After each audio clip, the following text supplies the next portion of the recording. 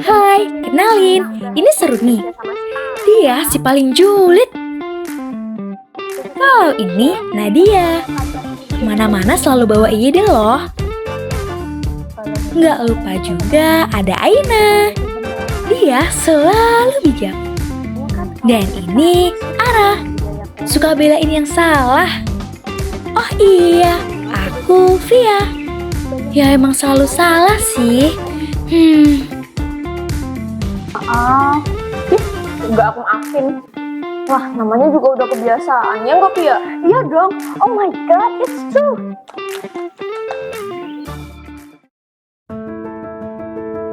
Bahasa adalah jendela yang membuka pandangan kita tentang siapa kita, dari mana kita berasal, dan bagaimana kita berhubungan dengan orang lain.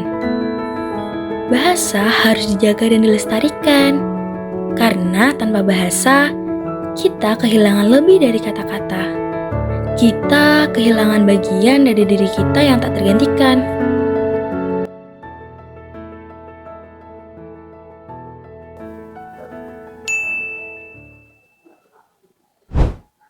Ada info sosiolinguistik. Dianya tidur. Via bangun, Vi. Ada info sosiolinguistik. Buka dulu WA-mu. Nih, Pi, buka dulu WA-mu. Udah ada info nih. Oh iya ya. Coba balas dulu Pak Rio. Udah nih. Habis ini mau kemana, Sir? Kita makan yuk. Ayo. Yuk, Nat, ikut. Pi. Iya, terima kasihmu salah tahu. Terima kasih apa? Ini loh. Yang kamu kirim di grup sosiolinguistik. Emang yang benar gimana? Kan harusnya di spasi. Nih, dia di buku EGD nih. Ini kan di spasi, Pi, kalau kata terima kasih, Pi.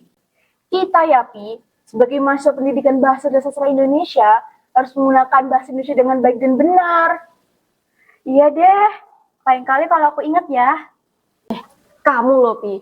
Nadia kan udah bilang berkali-kali, kamu tuh selalu lupa terus. Namanya juga manusia, tempatnya salah dan lupa tahu. Ya udah, aku mau makan dulu. Wajarlah kita manusia, bukan nabi, boy. Aduh, apa sih, Nat? Tunggu.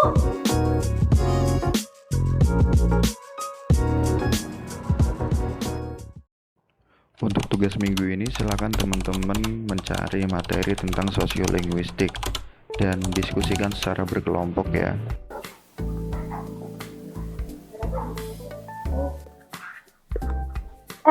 Tadi tugasnya apa ya? Apa aku share link aja nanti PPT-nya? Sangat tidak mencerminkan anak bahasa Indonesia sama sekali, Ara. Ya sorry, namanya juga lupa. Lagian zaman sekarang mana ada sih bahasa yang nggak dicampur-campur. Ya kalian aja yang kudet, ya kan? Kalian itu mahasiswa bahasa. Ya harus menggunakan bahasa Indonesia yang baik dan benar dong. Nah bener, apa itu PPT, sharing, sorry? Teman-teman, kita harus membiasakan untuk menggunakan kata-kata berikut. Jadi kalau misalnya PPT itu ya salin dia, sharing itu ya berbagi pranala. Terus tadi apa? Sorry, sorry itu apa? Iya, maaf. Nggak aku maafin. Wah, namanya juga udah kebiasaan, ya nggak, Pia? Iya dong, oh my god, it's true. Sudah, kalian ini apa yang dikatakan oleh Reni dan Nadia itu benar. Coba saja kalian pakai bahasa Indonesia yang baik dan benar. Ada kalanya kalian pakai bahasa Inggris, tapi sebagai mahasiswa bahasa Indonesia kalian harus melestarikannya juga. Benar itu kata Aina. Sudah yuk, kita mulai diskusi pengerjaan tugas tadi. Teman-teman, untuk menindaklanjuti tugas dari Pak Rio, coba kita cari tahu di YouTube yuk. Juga posisi sosialnya ketika menuturkan hal itu. Nah, hubungan antara variabel sosial ternyata sikap bahasa itu bisa mempengaruhi bagaimana seseorang di masyarakat. Iya. Iya, tadi pemateri bilang kan ada 3 sifat utama bahasa, ada kognitif, afektif, dan konatif. Nah, kalau aku sih lebih lebih aspek afektif itu menarik karena lebih condong ke perasaan bahasa. Aku jadi ingat kejadian di kampus. Banyak teman-teman kita yang lebih suka pakai bahasa Inggris waktu presentasi.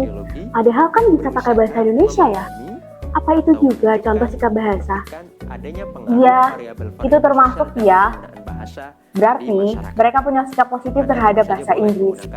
Tapi aku juga pernah baca deh, kalau sikap seperti itu juga mencerminkan status sosial yang ingin mereka tunjukkan. Sikap bahasa kan nggak selalu soal gengsi ya. Kadang kita milih bahasa emang karena bahasa itu nyaman. Misalnya, aku kalau di rumah suka ngobrolnya pakai bahasa Jawa.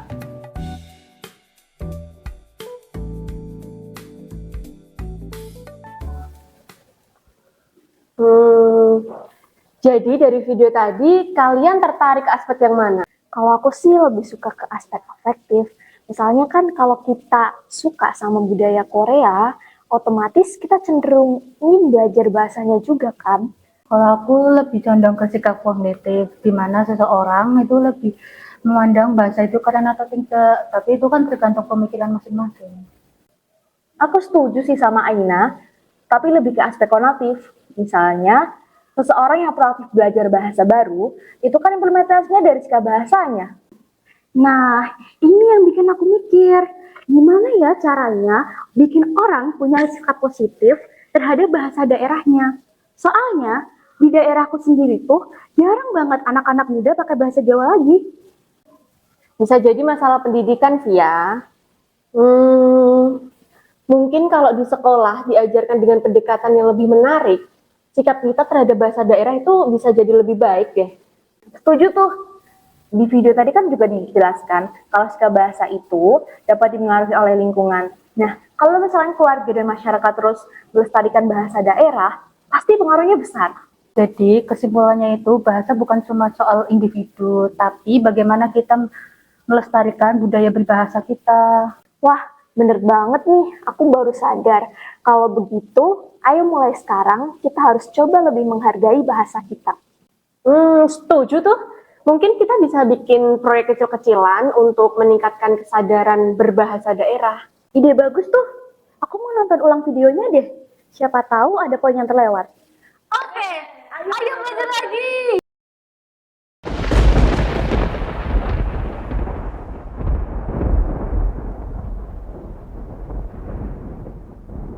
Wah, jadi kesimpulannya, sikap bahasa menurut Lida Laksana adalah posisi mental terhadap bahasa sendiri atau bahasa orang lain.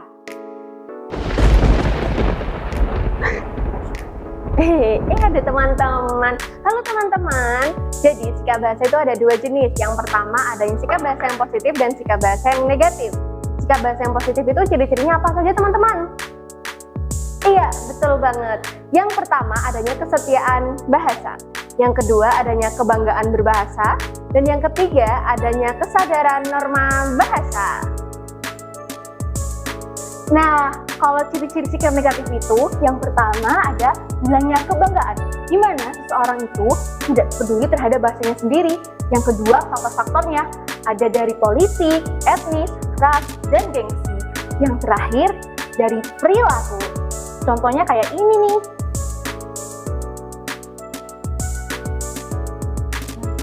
Benar kan Maria?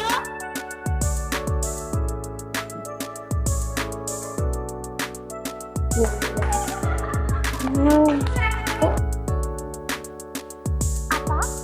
Tuh kan aku kayak apa? Catwalk. Catwalk ayo. Iya, tadi pemateri bilang sikap bahasa kan ada tiga. Wah, bener banget nih.